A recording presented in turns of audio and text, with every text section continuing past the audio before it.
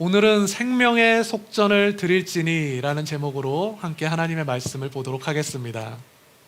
오늘 본문은 성막의 기구들에 대해서 말씀하고 그 사이에 인구조사에 대해서 말씀하고 있습니다.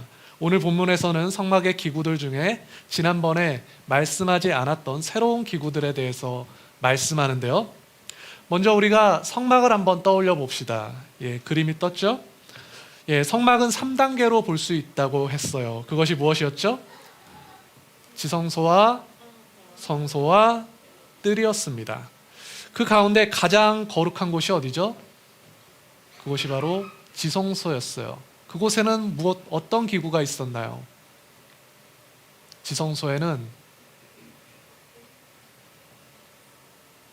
법궤, 증거궤가 있었죠. 그러면 성소에는 무엇이 있었죠? 진설병상과 등잔대가 있었어요. 그러면 성소 밖으로 나와서 뜰에는 무엇이 있었습니까? 놋제단이 있었습니다. 그런데 오늘은 이에 더해서 두 개의 기구를 더 설명한다는 거예요. 이 두 개의 기구 중에는 하나는 성소 안에 있고요, 또 다른 하나는 성소 밖에 있는데요. 먼저 그 성소 안에는 분향단에 대해서 말씀하고요, 성소 밖에는 물두멍에 대해서 말씀합니다. 중요한 것은 이전에 성소의 기구들에 만드는 것을 한 번에 다 보여줬는데 오늘 새롭게 이에 더해서 두 개의 기구를 추가적으로 더 말씀해 준다는 거예요. 그러면 우리의 질문은 이것이죠. 왜 이 두 개의 기구는 앞서 성막의 기구들을 설명할 때 설명되지 않고 이제야 설명되는 걸까? 라는 그러한 질문이 우리에게 생깁니다. 성경은요, 이 질문에 대해서 다음과 같이 대답합니다. 본문 7절에서 8절이에요. 우리 함께 읽어볼까요? 아론이 아침마다 그 위에 향기로운 향을 사르되 등불을 손질할 때 살을 찌며 또 저녁 때 등불을 켤 때 살을 찌니 이 향은 너희가 대대로 여호와 앞에 끊지 못할지며. 아론은 매일 아침과 저녁마다 분향단을 관리해야 했다는 거예요. 이 말은 우리가 지난주에 살펴본 것처럼 매일 드려야 하는 번제와 함께 봐야 하는 내용이라는 거죠. 그동안 성경은 성막을 통해서요, 공간적인 개념, 성소와 지성소와 뜰, 이처럼 공간적인 개념 가운데 거룩해야 할 것을 말씀했어요. 그런데 이제는 시간적인 부분을 말씀한다는 겁니다. 그래서 매일같이 드리되 아침과 저녁으로 드려야 하는 의례들에 대해서 말씀하는 거죠. 이 말은 성막의 거룩함은 모든 공간뿐만 아니라 모든 시간 가운데 있다는 거예요. 그런데 이에 더해서 오늘 성경은 무엇을 더 얘기한다고 그랬죠? 인구조사. 갑자기 생뚱맞게 인구조사에 대해서 말씀한다고 했죠. 인구조사란 한 사람 한 사람을 세는 일이잖아요. 이 말씀이 뭔가요? 성막의 그 거룩함이 그 공간과 시간을 넘어서 온 백성 가운데 미치게 되는 그림을 지금 성경은 구조적으로, 문학적인 구조 가운데서 우리에게 보여주고 있다는 것입니다. 사랑하는 여러분, 하나님께서는 우리 성도들이 어떻게 하나님 앞에 더 성결하고 거룩한 삶을 살아갈 수 있을지에 대해서 관심이 있으세요. 그런데 그분의 관심은 단순히 교회라는 공간을 거룩하게 하는 것을 넘어서 우리가 머무는 그 모든 장소와 혹은 우리의 어떤 공간이 거룩하게 그렇게 변화되는 것을 원하시는 거죠.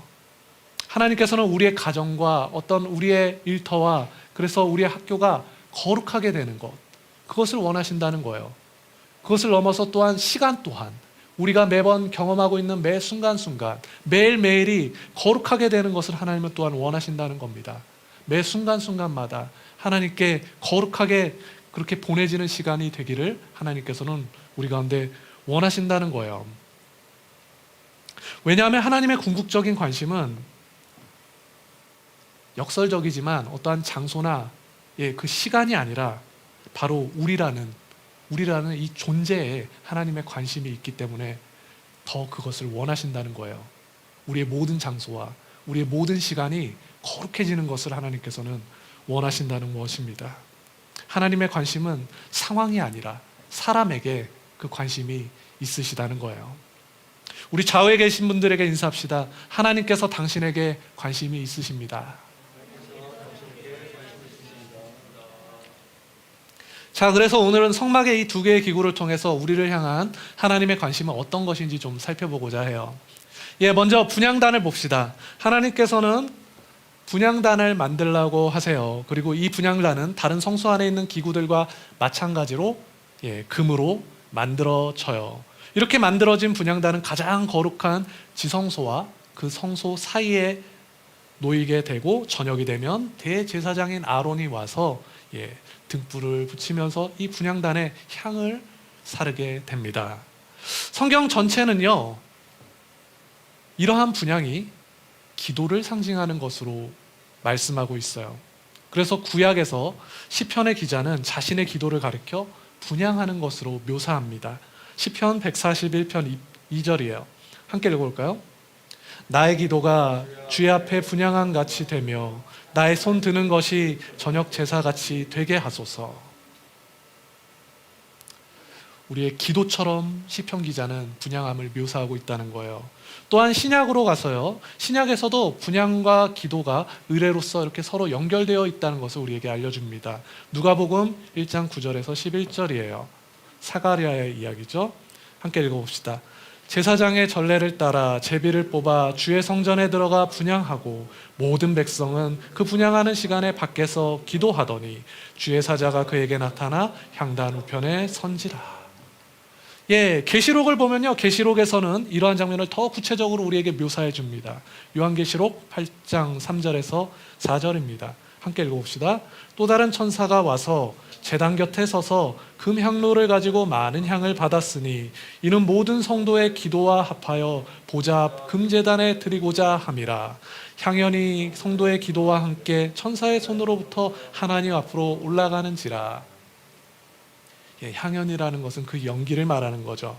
이처럼 성경은 분향을 가리켜서 곧 기도를 의미하는 것으로 보고 있다는 거예요.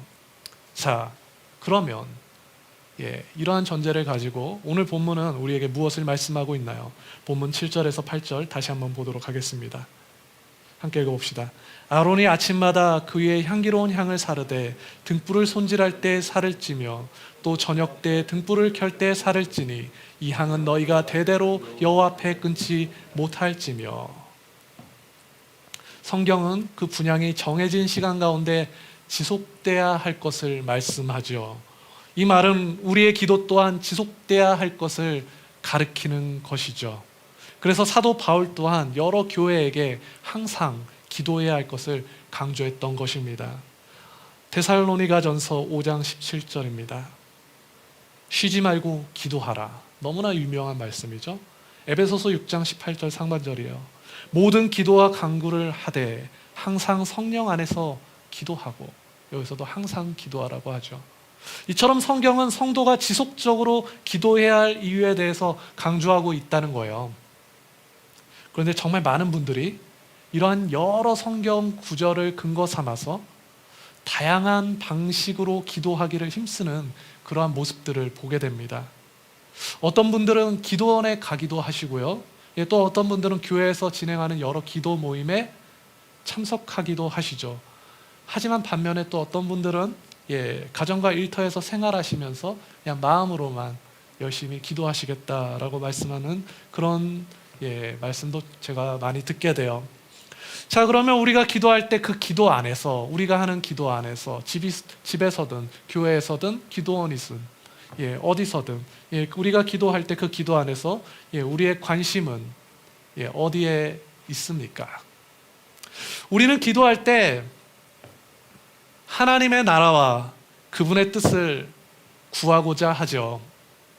그래서 우리가 하나님의 뜻을 구하는 기도라고 할 때 막연하게 우리의 필요만 구하거나 어떤 우리의 어려운 상황이 해결되기만을 구하는 분은 거의 없을 것 같아요.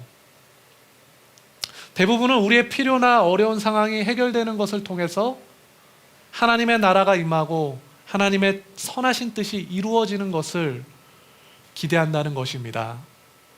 이것이 그리스도인들의 기도죠. 하지만 아무리 기도해도 나의 상황이 해결되지 않고 나의 필요가 채워지지 않을 때 우리는 하나님의 뜻이 무엇인지 고민하게 되고 바뀌지 않는 현실의 문제 가운데 답답함을 경험하게 됩니다. 그렇게 하나님의 뜻을 구하는 기도라는 단어는 평소에 우리가 기도에 대한 정답과도 같은 문구로 평소에 우리가 정말 많이 사용하곤 하지만 정작 그 기도의 응답이나 결과가 어떠한가에 따라서 우리의 상황의 좋고 나쁨에 따라서 그 결과가 좋으면 하나님의 뜻이 이루어진 것 같고 그렇지 않으면 하나님께서는 정말 나에게 관심이 있긴 하신 걸까? 라고 다시 한번 생각해 보게 되더라는 거죠. 그래서 저는 이러한 상황 가운데 우리에게 문제가 되는 것은 하나님께서 나의 기도에 관심이 없는 것이 아니라 내가 하나님의 뜻에 대한 관심이 없다는 사실을 발견하곤 해요. 저는 여러 전도 대상자들을 놓고 기도하곤 하는데요. 정작 사람들을 만나서 복음을 전해보면 사람들이 복음을 거절하고 싫어하는 그러한 모습들을 대면하게 돼요. 애초에 복음의 복자만 나와도 그냥 비읍자만 나와도 말을 끊는 그런 모습들을 보게 됩니다. 문제는 그런 그들을 보면서 제 안에 실망감이 찾아온다는 거예요. 무슨 말이냐면 하나님의 뜻은 분명히 택하신 모든 자들을 구원하는 것에 있겠지만 또 다른 한편에서 하나님의 뜻은 그 복음을 거절하는 자들을 완악하게 하시고 내버려 두시는 것조차도 하나님의 뜻이기도 한 것인데 제 입장에서는 그 복음을 거절하는 사람들의 결정을 참 받아들이기 힘들다는 거죠. 그래서 제 안에 실망감이 찾아오더라는 거예요. 이 말은 그 결과가 어찌됐든 저란 사람은 그러한 하나님의 자유로운 결정에 대하여 저란 사람은 좀 관심이 없고 저의 관심은 무엇이냐면 내가 복음을 전하면 나로 인해서 그가 복음을 믿고 주께 돌아와 그가 회개하고 나로 인해서 교회가 부흥케 되는 것에만 관심이 있더라는 거죠. 그래서 하나님의 뜻이 간절하게 이루어지기를 원하지만 실상은 그 하나님의 뜻에는 관심이 없고 오로지 내가 원하는 그런 모습에만 관심이 있는 모습을 나의 모습을 바라보게 되더라는 것입니다. 바로 이러한 점들 때문에 우리는 하나님의 뜻이 우리의 기도 가운데 이루어지는 것을 내 스스로가 정말 원하고 있는지를 돌아볼 수 있어야 해요. 나는 그 하나님의 뜻에 대하여 어떠한 관심을 가지고 있는지 돌아볼 수 있어야 한다는 것입니다.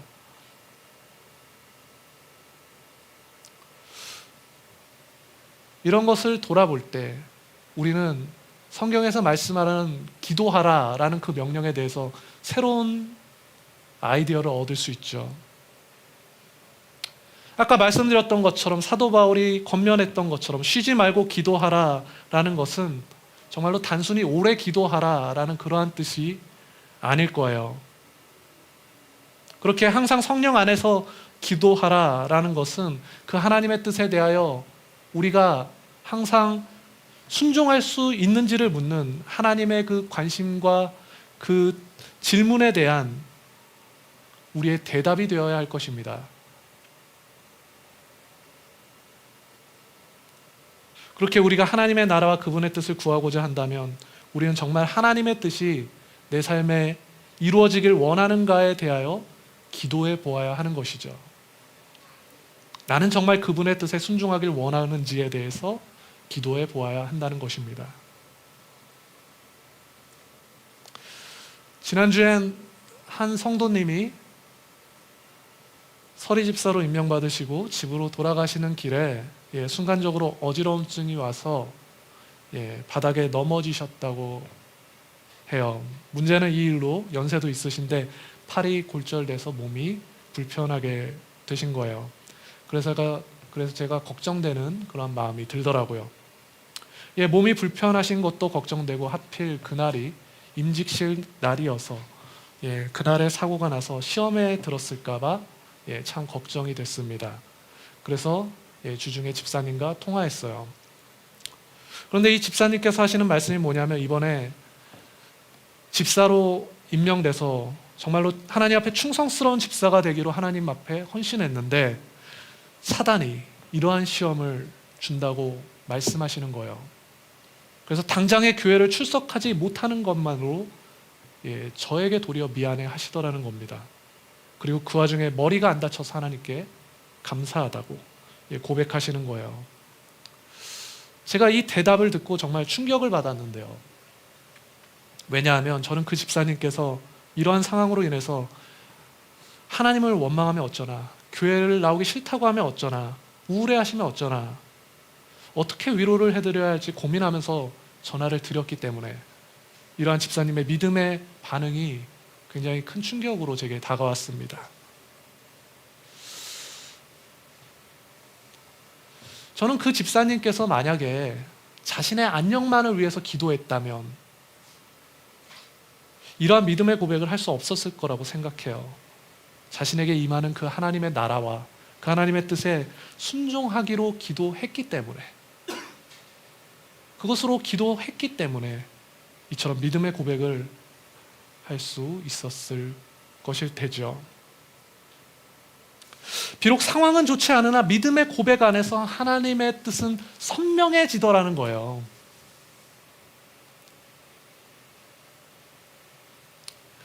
이처럼 상황이 좋지 않아도 믿음의 고백 안에서 하나님의 뜻이 더 선명해지는데, 하물며 상황이 좋을 땐 얼마나 그 하나님의 뜻이 선명해지겠습니까? 사랑하는 여러분, 우리의 기도는, 우리의 관심이 하나님의 뜻에 분명하게 맞춰져 있을 때 바른 기도의 응답을 받을 수 있는 것입니다. 그분의 뜻 안에서 우리는 바른 응답을 받게 된다는 거예요. 그러니 우리가 항상 기도해야 할 것이 무엇인가요? 그의 나라와 그의 의를 구해야 하는 것입니다. 하나님의 관심이 무엇인지 알게 해달라고 기도해야 되는 거예요. 그리고 나의 관심이 하나님의 관심으로 채워지게 해달라고 우리는 기도할 수 있어야 하는 것입니다. 우리 좌우에 계신 분들에게 도전합시다. 하나님의 관심을 구합시다. 오늘 본문에서는 두 개의 성막기구에 대해서 말씀한다고 했어요. 그 중에 하나는 성소 안에 있는 분향단이었고, 또 다른 하나는 성소 밖에 있는 물두멍입니다. 그래서 물두멍은 금이 아니라 놋으로 만들어져요. 훗날 이 물두멍은요, 놋 물두멍은 성전 시대가 돼서 바다같이 큰 물두멍이라서 놋바다라고 불려지게 됩니다. 중요한 것은 물두멍은 말 그대로 정결 예식을 위해서 물을 받아 놓은 큰 대야와 같았다는 거죠. 그래서 제사장들이 성소에서 일을 하려면 그들은 먼저 이 물두멍에 와서 손과 이렇게 발을 다 씻어야 했습니다. 그렇게 정결 예식을 드리고 하나님 앞에 봉사할 수 있었던 거죠. 그런데 오늘 성경에서 강조하고 있는 것은 뭐냐면, 이 씻는 일이 너무나 중요했다는 거예요. 이 씻는 일이 얼마나 중요했냐면, 하나님께서는 제사장들이 이것으로 죽기를 면할 것이라고 말씀하고 있어요. 이것으로 말미암아 죽음을 면할 것이라고 말씀하고 있다는 거예요. 본문 20절에서 21절입니다. 함께 읽어봅시다. 그들이 회막에 들어갈 때 물로 씻어 죽기를 면할 것이요, 제단에 가까이 가서 그 직분을 행하되 여호와 앞에 화제를 살을 때도 그리할지라요. 이와 같이 그들이 그 수족을 씻어 죽기를 면할지니 이는 그와 그의 자손이 대대로 영원히 지킬 규례니라. 죽기를 면한다고 두 번이나 말씀하고 있습니다. 물은 더러운 것을 씻어내는 그러한 역할을 하죠. 그런데 물로 씻어 죽기를 면한다는 것은 그만큼 하나님 앞에 서는 것이 거룩한 일이기 때문에 이러한 씻음으로 깨끗해야 함을 나타내는 것이죠. 마치 오늘날 세례를 통해 기독교인이 되듯이 세례의 여러 의미 중에는 깨끗하게 되는 것을 포함하죠. 기독교에서는 물이라는 것은 그렇게 하나님 앞에 정결케 되는 그러한 의미를 가져요. 중요한 것은 이것이 하나님이 정하신 방법이라는 거예요. 중요한 것은 이것이 하나님이 정하신 방법이라는 것입니다. 정하신 물두멍에서 씻을 때 그 제사장들은 그 죄가 깨끗하게 되는 거예요. 만약 다른 물두멍이 있어서 다른 물두멍에서 물을 받아서 씻는다면 깨끗해지는 건 똑같으니까, 손과 발을 닦는 것은 똑같으니까 다른 물두멍에서 물을 받아서 씻는다면 그들은 아무리 그 물두멍에서 아무리 좋은 어떠한 바디워시를 사용한다 해도 죽음을 면하기는 힘들 거예요.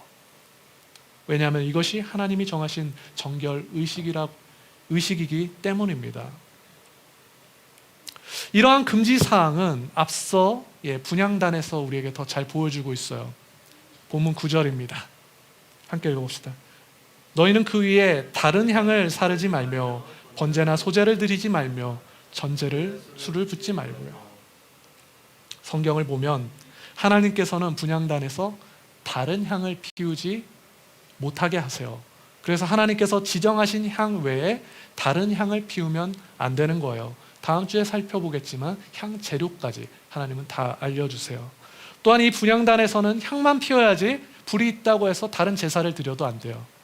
불이 있다고 해서 번제나 소제 같은 간단한 제사로 내가 드려야지, 그렇게 하면 안 된다는 거예요. 오직 분향단에서는 향만, 하나님께서 정하신 향만 피워야 한다는 것입니다. 성경은 분향단이 정해진 기능이 있고 그 기능 외에 다른 향을 피우거나 다른 제사를 드릴 수도 있겠지만 오직 정해진 방법으로 제한된 기능을 위해서만 사용해야 하는 것을 분명하게 우리에게 말씀하고 있어요. 그러면 하나님께서는 왜 이렇게 다양하게 쓰면 좋을 걸, 왜 이렇게 제한된 기능만 허락하신 걸까요? 이것은 당시 우상 숭배를 위해서 분향하던 이방 종교들에 대해서 자기 백성을 구별하시는 것으로 해석해야 하는 것입니다. 그래서 성경은 다른 향을 사르지 말라고 말씀하는 거예요.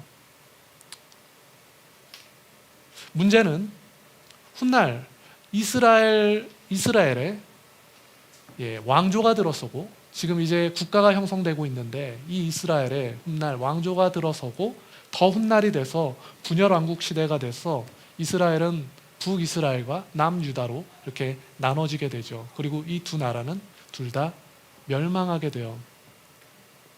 그런데 북이스라엘과 남유다로 갈라졌을 때 이스라엘의 후손들은 그때에 가서 이 하나님의 명령을 무시하고 마음대로 분향하다 북이스라엘은 멸망의 길을 가게 되더란 겁니다. 열왕기하 17장 11절에 12절입니다. 함께 읽어봅시다. 또 여호와께서 그들 앞에서 물리치신 이방 사람같이 그곳 모든 산당에서 분향하며 또 악을 행하며 여호와를 경노하게 하였으며 또 우상을 섬겼으니 이는 여호와께서 그들에게 행하지 말라고 말씀하신 일이라. 그들은 이방 사람들처럼 분향을 하더라는 거예요. 그래서 그들은 하나님의 진노를 사고 하나님께서는 이 일로 말미암아서 그들의 우상 숭배로 인하여서 그들을 멸하시기로 결정하세요. 그리고 그들은 멸망하죠. 흥미로운 것은 북이스라엘이 멸망하고 남유다가 남아있지만 역사 가운데 그 남유다도 멸망하더라는 겁니다. 근데 그 멸망하는 과정이 무엇이었냐면 아하스 왕이 아수르 왕을 두려워하여서, 아하스 왕이 이스라엘의 왕인데 이방 왕인 그 아수르 왕을 두려워하여서 하나님보다 그를 더 두려워하여서 물두멍을 자기 마음대로 변형시키는 일이 생기고 결국 그의 후대에 남유다도 멸망하더라는 거죠. 오늘 본문을 중심으로 이 역사를 보면 북이스라엘은 분향단을 더럽혀서 멸망하고 남유다는 물두병을 더럽혀서 멸망하더라는 거예요. 성경은 그 멸망의 순간을 이렇게 기록하고 있어요. 열왕기하 25장 13절에서 14절입니다. 갈대아 사람이 또 여호와의 성전의 두 녹 기둥과 받침들과 여호와의 성전의 녹 바다를 깨뜨려 그 놋을 바벨론으로 가져가고 또 가마들과 부삽들과 부집개들과 숟가락들과 섬길 때 쓰는 모든 녹그릇을 다 가져갔으며, 이방 사람들이 쳐들어와서 이스라엘을 멸망시키고 성전에 있던 그 놋 물두멍, 놋 바다를 깨뜨려서 놋의 재료로서 다 약탈해 가더라는 거죠. 성경은 이스라엘의 이 멸망을 하나님의 심판으로 말씀하세요. 하나님의 심판으로 묘사해요. 하나님의 이것은 분명한 심판인데, 이것은 분명히 하나님의 심판인데 하나님의 성전이 약탈당하죠. 이처럼 하나님께서는 하나님께서 말씀하신 방법이 아니라 다른 방법을 사용하여 그것이 하나님 보시기에 더럽혀진다면 그곳이 비록 당신의 성전일지라도 하나님께서는 절대 그것에 개의치 않으시고 그 성전조차도 반드시 멸절시키시더라는 겁니다. 그러면 여기서 하나님의 방법이 아닌 다른 방법, 그 다른 방법이란 무엇일까요? 그 이스라엘의 역사를 보면 이방 종교를 따랐던 것과 세상의 왕을 의지하는 것이 다른 방법이었어요. 하나님만을 신앙하지 못하고 세상의 왕을 더 두려워했던 것. 성경은 이 모든 것을 우상숭배로 봐요. 여기서 이방 종교를 따르는 것은 세상의 쾌락을 쫓는 것이었죠. 단순히 다른 종교를 믿었던 게 아니에요. 그때 있었던 이방 종교의 쾌락을 쫓았던 거죠. 세상의 쾌락을 쫓는 것이란 말입니다. 그리고 여기서 세상의 왕을 의지하는 것은 세상의 힘을 의존하는 거예요. 하나님이 아닌 것으로 만족을 누리는 것이 세상을 쾌락을 쫓는 것이고, 하나님을 의지하지 않고 다른 방법으로 문제를 해결하고자 하는 것이 세상의 힘, 세상의 왕을 쫓는 것이란 말이죠. 이 모든 것이 우상숭배고 이 모든 것이 심판의 대상, 멸절의 대상이 됐다는 것입니다. 이번 주엔 유명 연예인이 마약을 하다 잡혔죠. 그는 유명했고 돈도 잘 버는 연예인으로 알려졌어요. 하지만 그의 명성이 그를 만족시키지 못했고 그의 많은 돈도 그를 채워주지 못했던 거예요. 더 큰 쾌락을 쫓으려는 것이 인간의 본성이죠. 결국 그는 쾌락의 유혹을 이기지 못하고 끝까지 가게 되었던 것이죠. 사실 이것은 어느 한 연예인 혹은 마약과 같은 특수한 약물만의 문제가 아닙니다. 인간의 본성에 대한 문제라고요. 이 문제의 근원은 하나님이 아닌 것을 자신의 것으로 채우고자 하는 인간의 죄성에 있는 것이죠. 쾌락으로 자신을 채우고자 하는 인간의 본성으로부터 이 문제가 출발한다는 거예요. 하나님이 보이지 않는 것 같아서 그러한 두려움이 찾아와서 세상을 의존하려는 이러한 죄성으로부터 이 문제가 출발한다는 겁니다. 따라서 오늘 성경이 우리에게 묻는 것은 마약 사범이 아니더라도 자신의 쾌락을 추구하는 인생들에게, 그리고 다른 힘을 추구하는 인생들에게 과연 어떻게 죽음을 면할 수 있을지, 그것을 우리에게 묻고 있는 거죠.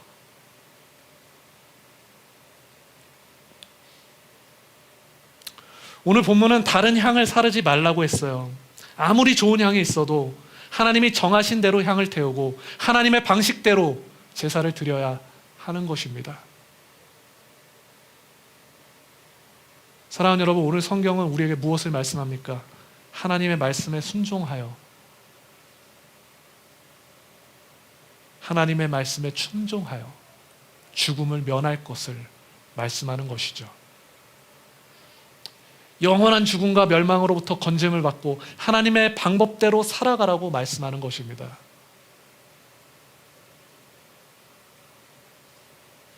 자, 그러면 우리는 어떻게 이 세대를 바르게 분별하여서 하나님의 방법대로 살아갈 수 있을까요?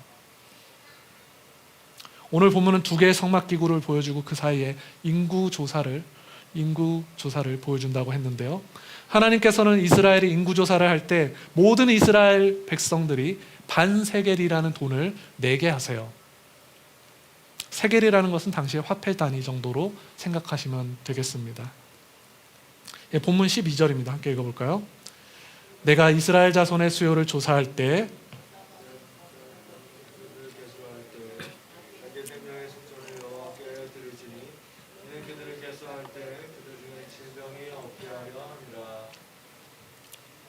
하나님께서는 인구조사를 통해서 모든 사람들로부터 속전을 거두십니다. 속전은요, 죗값을 치를 때 내는 것이 속전이죠. 죗값을 치를 때 쓰는 돈을 속전이라고 해요. 오늘 성경은 이 돈을 생명의 속전이라고 말씀하고 있죠. 이 말은 이 속전이 그 돈을 내는 사람들의 목숨값이라는 거예요. 자, 그러면 이스라엘 백성들은 지금 왜 하나님께 목숨값을 드려야 하나요? 왜냐하면 그들이 애굽으로부터 구원을 받았기 때문에 이것을 드리는 것이죠. 따라서 이 속전은 모든 이스라엘 백성들, 그 한 명 한 명들이 그 이스라엘 그룹으로서가 아니라 각 개인으로서 하나님께 드리는 그 사람들의 목숨값이라는 거예요.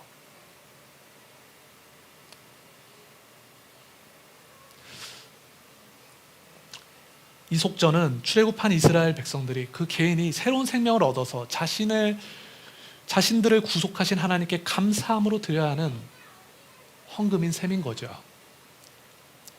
사랑하는 여러분, 이것이 중요합니다.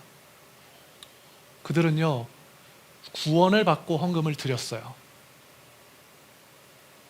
헌금을 내기 때문에 그들이 구원받는 것이 아니라 구원을 받았기 때문에 헌금을 드렸다는 거예요. 구원이라는 큰 은혜를 누린 이스라엘 백성들은 자신들이 하나님께 속한 백성이라는 그 사실에 근거해서 자신의 목숨값으로 이 속전을 드리더라는 거예요. 팀 켈러 목사님은 이 차이에 대해서 너무나 중요하다고 말씀합니다. 그의 말을 조금 바꿔서 말씀해 드리자면, 누구나 헌금은 동일하게 드리지만 구원을 얻고자 하나님께 드리는 사람은 두려움으로 드린다는 거예요. 왜냐하면 구원을 얻어야 하기 때문에 매번 구원을 얻기 위해서 헌금을 드리는 겁니다. 그래서 그의 마음 가운데, 중심 가운데 두려움이 가득하다는 거예요. 하지만 구원을 받았기 때문에 하나님께 드리는 사람은 사랑과 감사로 은혜에 차서 드리게 된다는 거죠. 그렇기 때문에 이 차이가 너무나 크다는 거예요.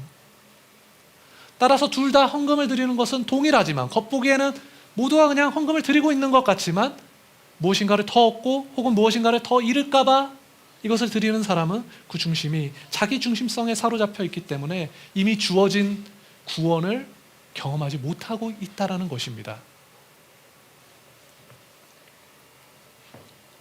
제가 앞서 우리 교회 한 집사님의 예로 확인한 것처럼, 누군가는 자신의 상황에 어려움이 찾아와도 그것으로 하나님을 만나고 그것으로 기도 응답을 받습니다.